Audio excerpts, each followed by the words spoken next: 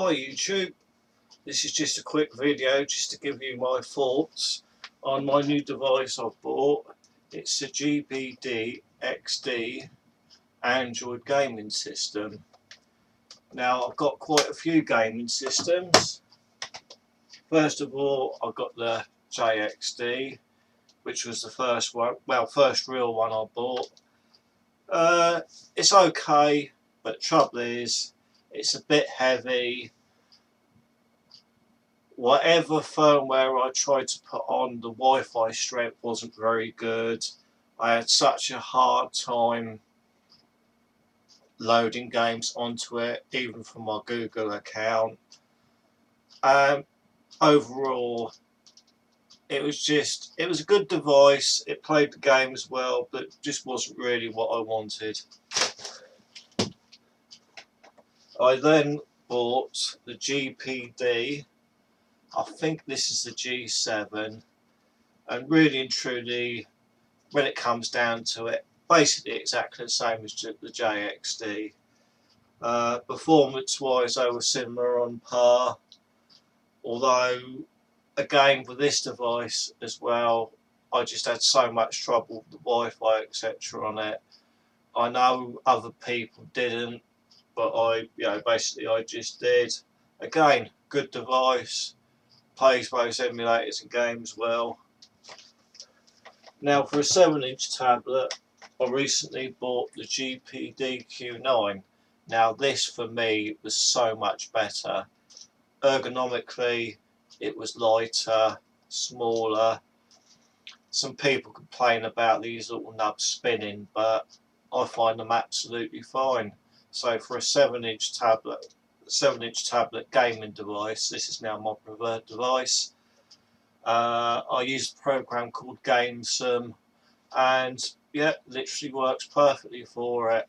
Although I've just got to go and buy myself a new memory card because I bought this new device, which I'm coming down to now, which was a GPD XD, and this is absolutely perfect for me. Absolutely perfect. You know, it's basically, I'm trying to think of it now. It's the same as Nintendo, basically DS, except you haven't got the bottom screen. But you've got the top screen, you've got the gamepads there, you've got your left and right analogues, you've got buttons there for the analog clicks, because I just take it they couldn't incorporate it into this size. You've got a D-pad there, which one or two people say is a little bit mushy, but for what it is and what you want to play, I find it brilliant. You've got your keys there, basically they're in the style of an Xbox pad and a PS3 pad, which is really good. And a brilliant thing I found out about this, I didn't find it until I read the forums, was you can set the D-pad to either a PlayStation style or an Xbox style for games compatibility. So I downloaded my Grand Theft Auto San Andreas on there, found it didn't work, looked on the forums and changed it to the PS3 and it worked like a dream. And everything I've tried really works like a dream.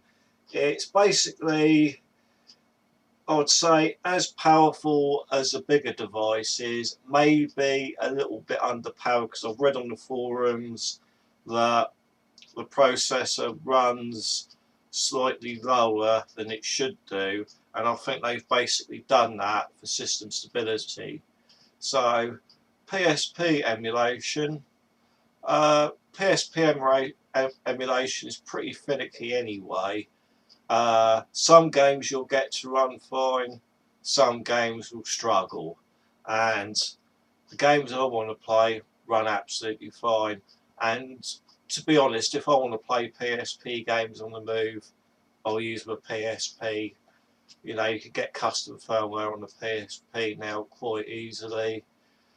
But for playing Game Boy Advance games, Nintendo DS games, any of the 8-bit consoles, PlayStation 1 games, it works like an absolute dream. You've got the key mapper.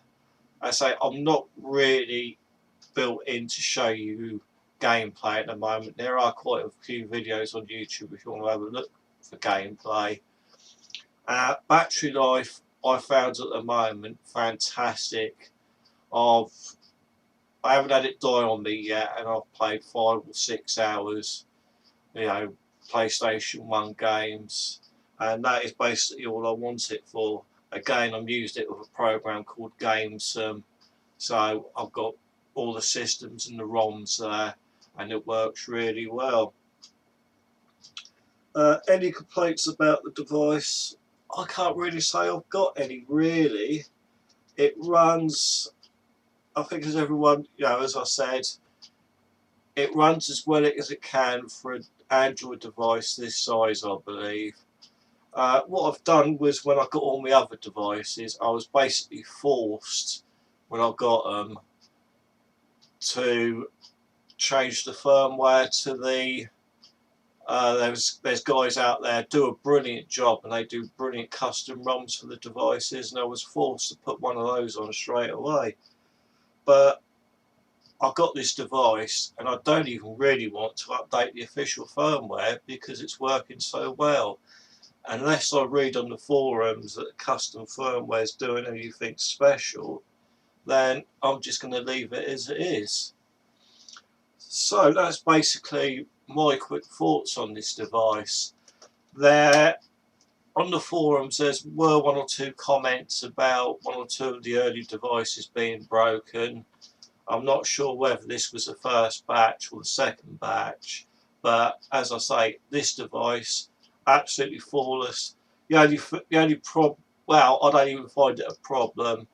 When you put it back, sometimes that can squeak a little bit, but again, it's absolutely firm. Another guy done a review of the unit, and he basically compared it to the 3DS, where the 3DS top screen wobbles. So again, that's just my views for anybody that's, you know, undecided about whether to get the device. I hope that helps anybody, and thank you.